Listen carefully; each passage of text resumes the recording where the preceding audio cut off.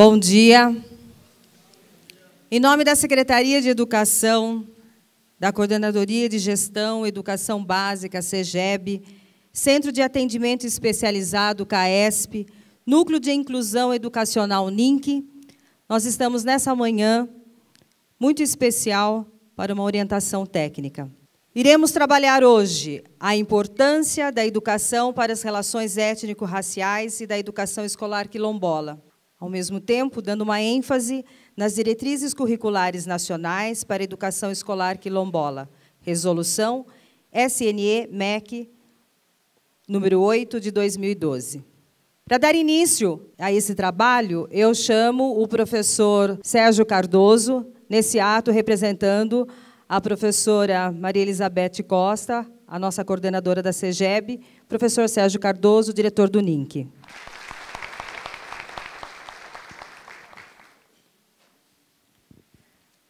Gostaríamos de agradecer e registrar as presenças de pessoas especiais para o nosso trabalho de hoje.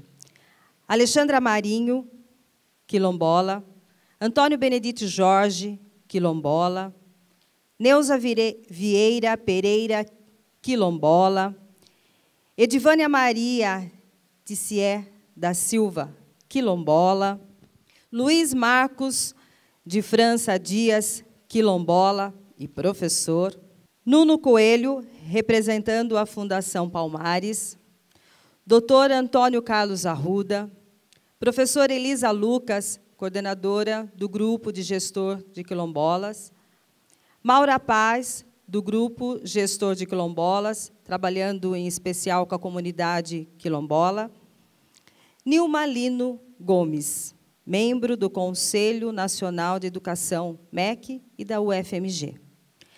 Temos certeza que hoje será um dia muito proveitoso. Viver em uma comunidade de quilombo é coisa de gente forte, trabalhadora e que procura, de toda forma, preservar sua história e sua cultura. Gente simples, mas com um coração maior que o território onde vivem. Glória Moura, Histórias Quilombolas 2010. Passo, nesse momento, a palavra ao nosso diretor Sérgio Cardoso. Bom dia a todas e todos. Meu nome é Sérgio Cardoso. Eu estou atualmente como diretor do Núcleo de Inclusão Educacional, núcleo esse que trata da educação escolar quilombola.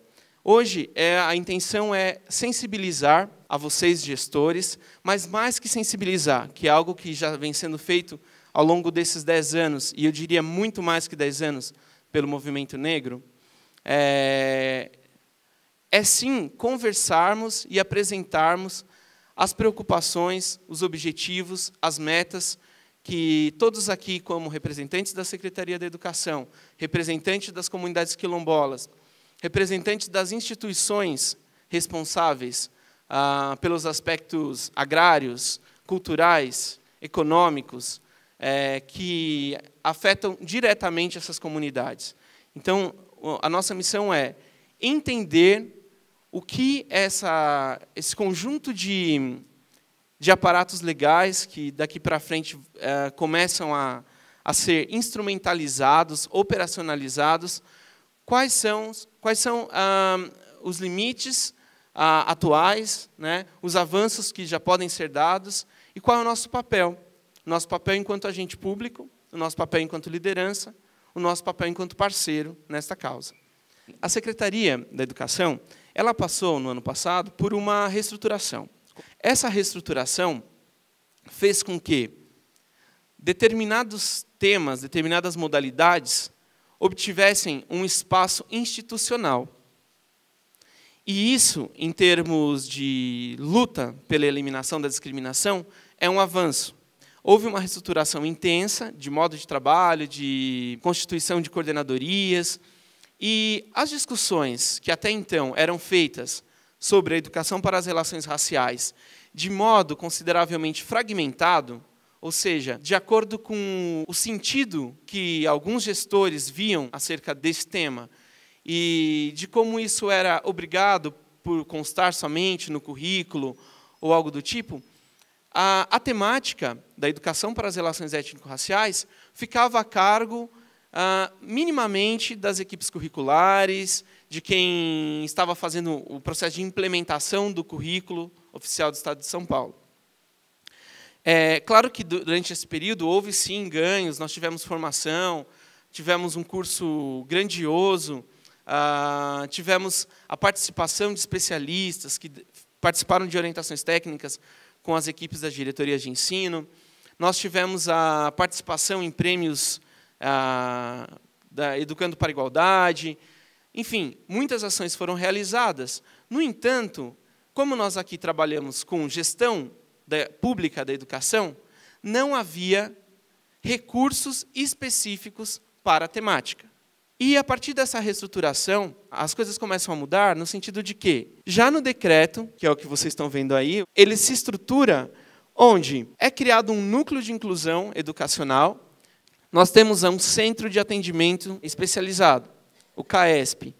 É nesse centro que existem 2 núcleos, e os núcleos tratam necessariamente de inclusão. Um do ponto de vista da educação especial e o outro do ponto de vista da inclusão dos grupos sociais. Portanto, a educação escolar quilombola, como outras modalidades e programas, estão inseridas nesse núcleo por essa razão. Nós temos aqui, se vocês me permitem, a estrutura da Coordenadoria de Gestão da Educação Básica, em que estão os centros que cuidam da educação de jovens e adultos, dos anos iniciais, dos anos finais da educação básica, da tecnologia e educação, dos projetos especiais que a Secretaria desenvolve, da formação do quadro de professores e supervisores. Nós temos a parte, digamos que, administrativa da vida escolar, de matrícula, distribuída nesses centros. E aqui é que está o CAESP. O CAESP faz parte de um dos centros que compõem essa coordenadoria, e ele é o único centro dividido em 2 núcleos, como eu expliquei. E o que temos aqui embaixo? Aqui embaixo, graficamente falando, ok? Porque se nós fizermos em 3D esse organograma se tornar horizontal, nós somos o quê? A raiz. É ele que fortifica as demais ações, e ele perpassa e envia energia a todos esses centros, com todos os trabalhos que atendem à rede. O que nós temos aqui? Nós temos a educação escolar indígena, trabalhamos com a educação escolar quilombola, com a educação nas prisões, com a educação para as relações étnico-raciais, com a educação para os alunos em privação de liberdade, cumprindo medidas socioeducativas, aqui comumente conhecido como Fundação Casa. E temos também, a partir de agora, a diversidade sexual como uma das temáticas que esse núcleo vai presidir, vai trabalhar. Então, é uma gama de assuntos que muitas vezes as pessoas leem como outros, como aqueles dos quais não falamos o nome. E nós estamos aqui para dar essa visibilidade e fazer com que as políticas públicas sejam executadas para estes grupos. Logo que foi feita a reestruturação, as lideranças indígenas, elas ficaram atônitas, porque acharam, e com razão, diante das mudanças, de como isso chega nas aldeias, nas escolas, que se o NINC compõe, juntamente com o CAP, que é o Núcleo de Atendimento Pedagógico Especializado, a educação inclusiva, qual foi a ideia? Que nós vamos pegar, a nossa secretaria, poríamos os alunos indígenas nas escolas regulares e fecharíamos as escolas indígenas. Isso causou um frisson, e com razão, que nós tivemos que chamar essas lideranças, os vice-diretores indígenas, que vieram aparamentados, digamos assim, para a briga, e explicar que não, que o nosso conceito de inclusão não é o mesmo que perpassa a educação especial, em que o aluno, a pessoa com deficiência física, com as demais deficiências, ela tem que estar nas escolas regulares, com atendimento, com salas de recurso, mas ele tem que estar. Essa é a tônica que movimenta a educação especial. No nosso contexto, a inclusão é fazer com que esses grupos participem da política sendo que essa política precisa reconhecê-los e reconhecer as especificidades. Né? Então, participar da verba, do orçamento, das ações, ter representantes presentes nas equipes dos órgãos centrais, né? Ter financiamento para as ações. Tudo isso, portanto, é o que compõe a nossa ideia de inclusão. Né? Ela não é derivada de nenhum autor nesse instante, mas a perspectiva que nós temos difere um pouco de, não precisa ter escolas quilombolas. Vamos colocá-los nas escolas regulares e isso é inclusão. Não, não é isso. Tá? Que fique claro isso, por favor. Nós temos grandes metas para o ano, que são amplas, e aí as ações especificam um pouco mais. Cabe a nós implementarmos a modalidade de ensino educação escolar quilombola. A formação inicial e contínua de professores quilombolas é também uma das nossas metas. Nós pensamos aqui na execução de um curso em parceria com a sociedade civil, um curso para a educação das relações étnico-raciais. E qual é a ideia desse curso? É atender o maior número de professores, de gestores, tanto no âmbito da unidade escolar, quanto no âmbito da diretoria de ensino. E terminamos, digamos assim, o ano com a Conferência Estadual para a Educação das Relações Étnico-Raciais. E as ações para que essas metas ocorram? Nós temos aí as orientações técnicas sendo dadas sobre as diretrizes, essa é uma delas. Nós vamos ter a publicação do livro Narrativas Quilombolas, que é fruto da conversa e do conhecimento dos saberes dos representantes das comunidades quilombolas. Esse livro está sendo sistematizado, editado. Nós temos também, como ação, a criação do conselho, e esse conselho poderia estar em aspas, porque a gente ainda não tem certeza da definição do nome, do Conselho de Educação Escolar Quilombola. Essa é a nossa perspectiva também, de se criar junto às lideranças, às instituições, às universidades, às representações civis, um núcleo, um conselho, ou um comitê, ou uma comissão, e esse nome ainda está em estudo, porque dependendo do nome muda-se o poder, né? Para que se crie, sim, quem? Esse grupo que vai determinar o regimento, as legislações, para caminhar com a educação escolar quilombola. Para isso também está sendo feito, uma das outras ações, o mapeamento e o diagnóstico das escolas quilombolas e das demandas quilombolas, ou seja, quais são os alunos oriundos das comunidades quilombolas que estudam nas escolas regulares, por exemplo. Né? Quantos professores temos? Que materiais existem já nas escolas? Qual a porcentagem de professores da comunidade nesses postos? Estamos também atuando com a parceria entre Estado e município, como preconiza a resolução. Desde o ano passado, essas conversas já vão sendo feitas com as secretarias municipais de educação, nas regiões, né, de concentração das comunidades. Nós aí temos um cenário que é qual? Hoje, das 26 escolas em regiões quilombolas, digamos assim, em territórios, somente 2 são de responsabilidade oficial do Estado, né, da Secretaria da Educação. As outras 24 estão em municípios, foram municipalizadas. Aqui, formação superior para os moradores das comunidades. Né? Quando a gente fala em formação inicial, é isso que nós estamos pensando. Nós queremos saber, e provavelmente nós começamos aí na vanguarda disso, embora há registros que Goiás tenha pensado já uma licenciatura quilombola, mas de criar um projeto base do que viria a ser um curso de licenciatura para professores quilombolas. Nós já tivemos isso no âmbito do indígena. Já houve um curso de graduação. E nós temos como missão também começar a discussão de o que viria a ser um curso de formação da educação escolar quilombola. Então, a gente começa a escrever isso, a pensar quem são os interlocutores, para que isso realmente saia conforme nós precisamos.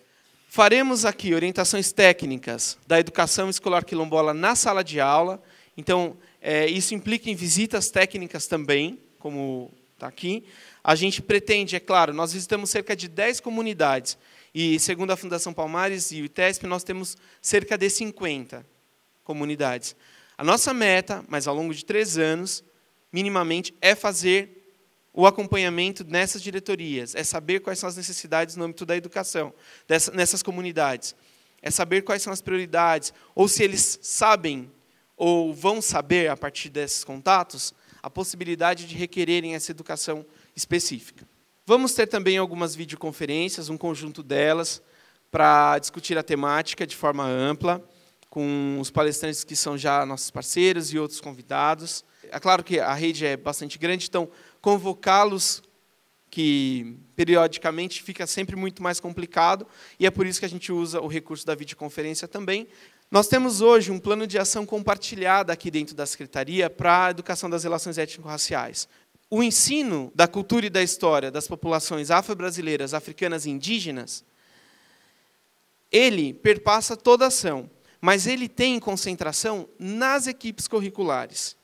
E são essas equipes que precisam dar conta de que esses conteúdos estejam no currículo que vai ser revisto, precisa estar nos materiais de apoio, nos livros que vão para as diretorias, para as escolas, okay? Ofertar capacitação, orientações técnicas para os interlocutores, para os mediadores das diretorias, os professores coordenadores, né? Nós temos também a equipe de temas transversais, que é uma equipe que dialoga com educação ambiental, ética, direitos humanos, educação fiscal. E aí, no link, esse plano de educação compartilhada deixa claro que é também, mas não só nossa missão tratar disso no currículo, na sala de aula. É também nossa missão reconhecer essas populações que se intitulam etnicamente pertencentes a um grupo ou não, né? Nós aqui estamos abertos para a discussão, como eu falei, com as populações latino-americanas, com os africanos que estão aqui, mas todo mundo que estiver na rede, sendo atendido pela rede de educação, é nosso público-alvo. E o que a gente tem que fazer? Promover essa igualdade, a valorização, o reconhecimento, né? Os impasses nas relações que existem no âmbito da escola.